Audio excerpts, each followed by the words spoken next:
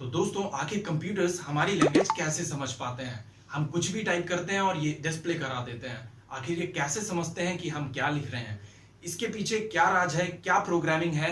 इस वीडियो में आज हम आपको ये बताने वाले हैं। तो वीडियो में लास्ट तक बने रहिएगा क्योंकि वीडियो बहुत ही मजेदार होने वाली है और इससे आपको काफी जानकारी मिलेगी। तो स्वागत है आप सभी का आपके अपने YouTube चैनल कलेक्टिव नॉलेज में। तो चलिए वीडियो को शुरू करते हैं।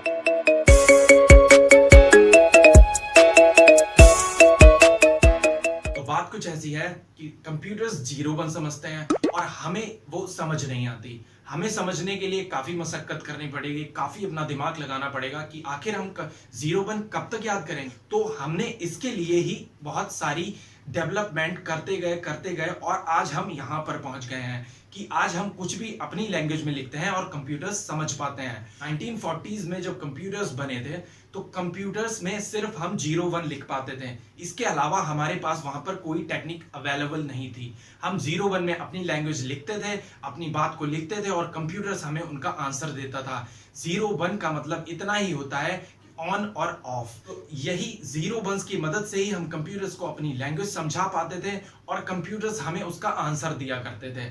ये टेक्निक आखिर हमारे यूज में इसलिए आई क्योंकि जब हम 0-1 को एक साथ कंप्यूटर्स में इनपुट के तौर पर डाल दिया करते थे तो ये काफी फास्ट कैलकुलेशन करके हमें दे दिया करते थे। तो ये इंसानों के हिसाब से काफी फास्ट हुआ करता था, तो हमें ये टेक्निक यूज करनी पड़ी। लेकिन जब हम आगे बढ़े तो हमने काफी कुछ नया देखा। जैसे हम 0-1 को यूज करने में हमें दिक्कत आई तो इसके सॉल्यूशंस के लिए हमने 0-1 के कुछ पैकेट बना लिए। पैकेट बनाने के बाद हमने उन्हें नाम दे दिया, अलग अलग पैकेट्स का छोटा सा नाम रख दिया, जिन पैकेट्स को हम प्री डिफाइंड वर्ड्स आज कहते हैं।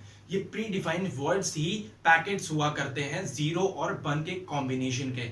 जब हमने ये पैकेट्स बनाना स्टार्ट कर दिए तो हमें 0-1 से काफी हद तक मुक्ति मिली और हम इसे याद करने में भी काफी सक्षम हुए। तो ये बात थी second generation of programming languages के बारे में। सेकेंड जनरेशन के बाद हम जब आगे बढ़े तो हमने देखा ये कोड्स काफी बढ़ते गए। अब इन कोड्स को भी याद करना काफी मुश्किल हो गया। जैसे ये कोड्स काफी बढ़ते गए तो हमने देखा ये ह्यूज अमाउंट ऑफ के कोड हमारे पास आ गए। अब हमने इसके सॉल्यूशंस के लिए एक तरीका निकाला। हमने क्या किया, हमने लाइब्रेरी फाइल बनाना स्टार्ट कर दी। जैसे सी लैंग्वेज में आप यूज करते हैं conio.h, stdio.h, ये हेडर फाइल्स बोली जाती हैं। ये एक तरीके की लाइब्रेरी फाइल्स ही होती हैं।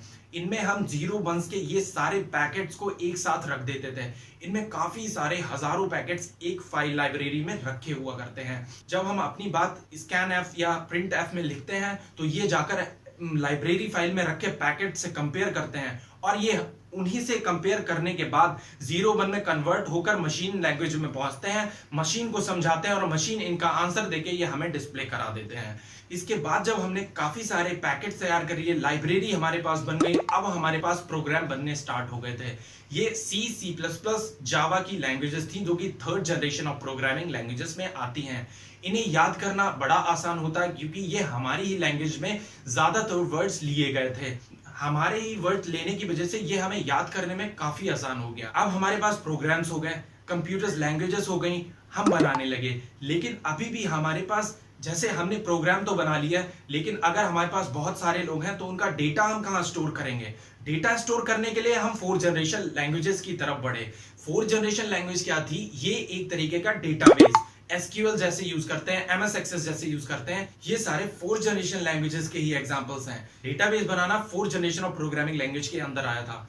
जब हमने डेटाबेस बनाना स्टार्ट कर दिया, अब हमारे पास कंप्यूटर्स को रखने के लिए जगह थी जहां पर हम डेटा रख सकते थे। जब चाहे उस डेटा को यूज कर सकते थे, रिट्रीव कर सकते थे, डिलीट कर सकते थे, एडिट कर सकते हैं, कुछ भी वहां पर हम घटा बढ़ा सकते हैं। ये डेटाबेस हमारे लिए काफी हेल्पफुल हुए। हमें जैसे किसी भी एक स्कूल का पूरा डेटा रखना है तो हम इस डेटाबेस में रख सकते हैं। डेटाबेस के लिए अगर आपको देखना है तो हमारी ये वीडियो पूरी देख लीजिए ताकि आपको समझ आए कि डेटाबेस क्या होता है। अब हमारे पास सॉफ्टवेयर भी हैं, एप्लीकेशंस भी हैं, हम डेटा भी स्टोर कर सकते हैं, प्रोग्राम्स भी बना सकते हैं और डेटा रिट्रीव भी कर सकते हैं, डेटा को कहीं स्टोर भी कर सकते हैं। अब हम काफी आगे आ चुके हैं दोस्तों। ये जो सारे चेंजेस आए ये बहुत ही धीमी गति से आए। इनको अब हम बहुत तेज देख रहे हैं लेकिन इन्हें आने में काफी टाइम लगा।